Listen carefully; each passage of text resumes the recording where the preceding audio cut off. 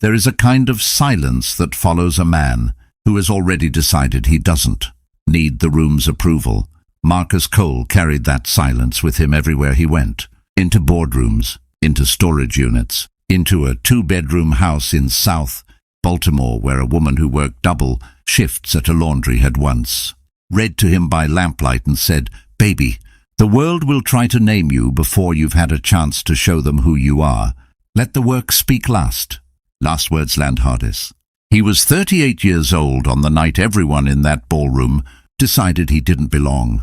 He arrived at the Harrington Hotel at 7:52 p.m., 8 minutes before the Maxwell Group's annual Investors Summit was scheduled to begin. The hotel was the kind of place where even the silence was expensive. Marble floors that reflected chandeliers, staff in white gloves, guests in clothing that whispered money without ever shouting it. 300 people from 7 industries gathered in one glittering room, doing what powerful people do in glittering rooms, performing their power for each other. Marcus walked in wearing a clean black blazer, no designer label visible, no entourage, no name badge attached to a lanyard printed with a Fortune 500 logo. Just a man, calm, unhurried, watching. The hostess at the entrance, a young woman with a practiced smile and a clipboard that apparently held the entire social hierarchy of the room, looked at him, looked at her list, scrolled past his name without pausing, and handed him a white wristband, the kind reserved for vendors and catering staff. Marcus looked at it.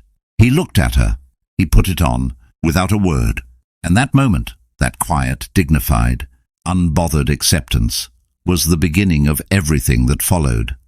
He made his way to the far side of the room, found a position near the tall windows overlooking the city, accepted a glass of sparkling water from a passing tray and stood. They're the way a man stands when he is entirely comfortable being exactly where he is.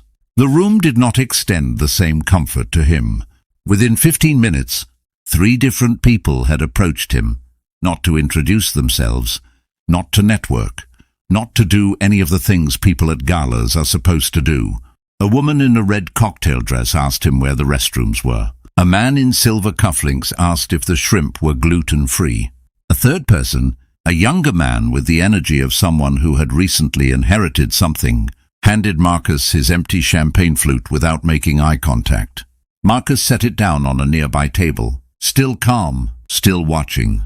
The one who decided to make it a performance was Derek Harrington III, heir to the hotel, son of old money, advisory council member of the Maxwell Group, a man who had spent 44 years moving through the world as if it had been built specifically for his comfort, because in most material ways it had. Derek crossed the room with the unhurried confidence of a man who has never once had to wonder if he was welcome. He stopped in front of Marcus, looked him up and down, the kind of look that is meant to be felt as a verdict. "Are you with catering?" he asked, loud enough, pointed enough. Designed to land, Marcus met his eyes. "No." "Security then?" "No." Derek smiled the slow smile of a man who considers discomfort he causes to be a form of entertainment. "Well, then you must be someone's guest." He said it with a pause that turned guest into a lesser category of human. "Whose?" Marcus did not answer immediately. He took a slow sip of sparkling water. He looked at Derek the way a man looks at weather, acknowledging it without being moved by it. "I'm here for the summit," Marcus said simply. Derek laughed, quietly, to himself. The laugh of a man who has already decided the conversation is over because he has already decided what he is looking at. He walked away. 3 people had heard the exchange. A junior associate named Priya, who looked away, ashamed of what she hadn't said. A photographer near the entrance column, who slowly lowered his camera. And a woman standing 40 feet away near the east corridor, holding a glass of champagne she had not touched all evening. Vivian Maxwell had seen all of it. She was 51 years old, the founder and CEO of the Maxwell Group, a holding company with interests in infrastructure, clean energy, and real estate across 14 states. She had built it from a single consulting contract at the age of 29. She had survived a hostile takeover attempt, a public divorce, and a business press that had spent a decade waiting for her to fail. She wore midnight blue that evening, structured, unadorned, and carried herself the way women carry themselves when they have stopped needing anyone in the room to validate their presence. She had been looking for Marcus Cole since he walked in. She had been looking for him in one form or another for 4 months. It had begun with a private industry report.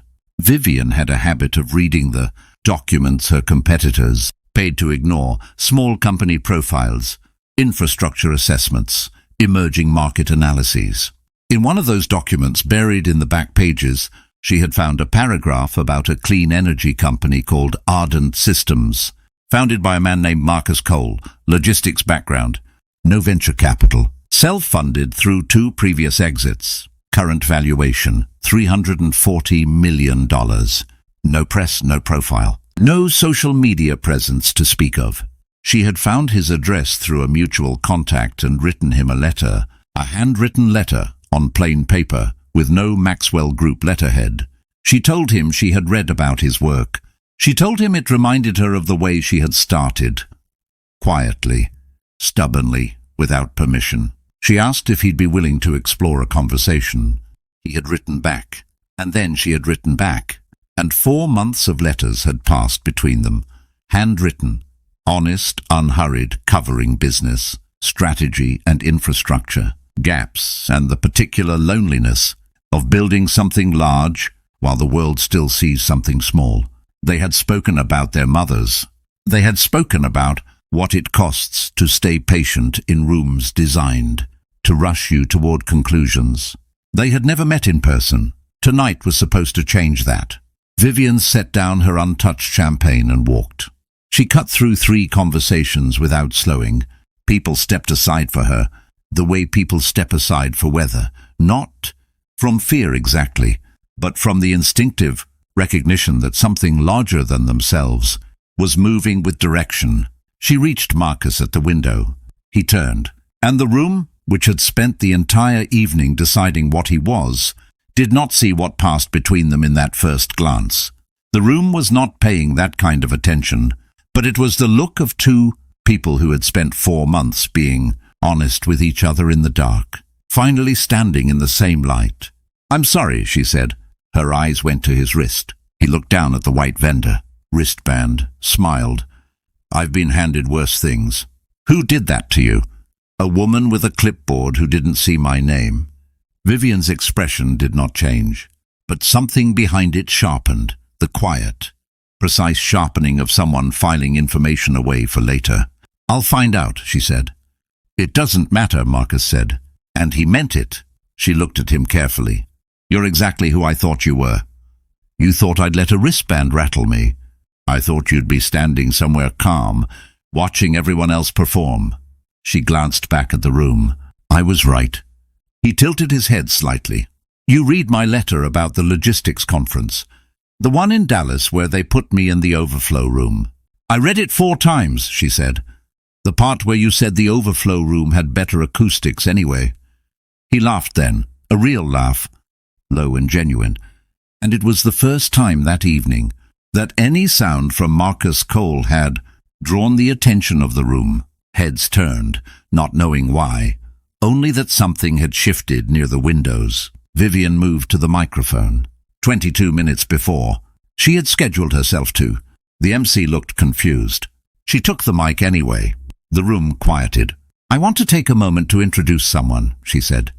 Her voice was even, unhurried, the voice of a woman who has given 1,000 speeches and understood that the quieter you speak, the more carefully a room listens. "He was invited tonight as my personal guest, at the top of my guest list. He was apparently given a vendor wristband when he arrived." She paused. No one breathed. "His name is Marcus Cole. He is the founder and majority shareholder of Ardent Systems, a company holding clean energy infrastructure, contracts across 11 states, valued at over $340 million. Another pause, longer. "He is also, if he will still have me after the welcome this room gave him, the man I intend to marry." The room did not erupt. It collapsed inward, that particular, airless collapse of 300 people recalibrating.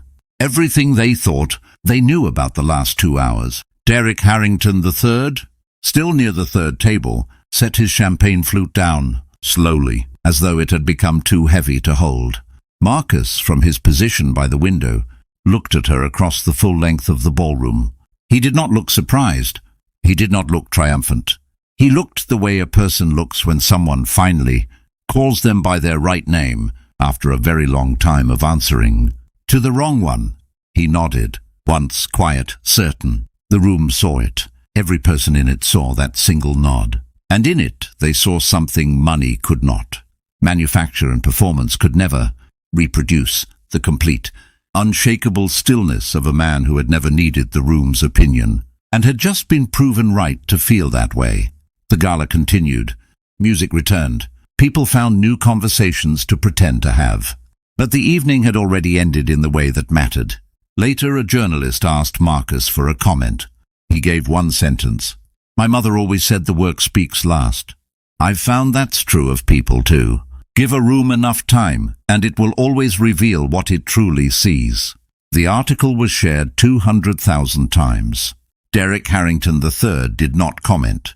The woman with the clipboard submitted her resignation before the article went live, and in a restored 2-bedroom house in South Baltimore, the house Marcus had quietly bought and rebuilt for the woman who raised him. There was a photograph on the wall, not of boardrooms, not of valuations or headlines or galas. It was a woman reading by lamplight to a little boy who watched her like she was the whole world. She had been right all along. Last words land hardest.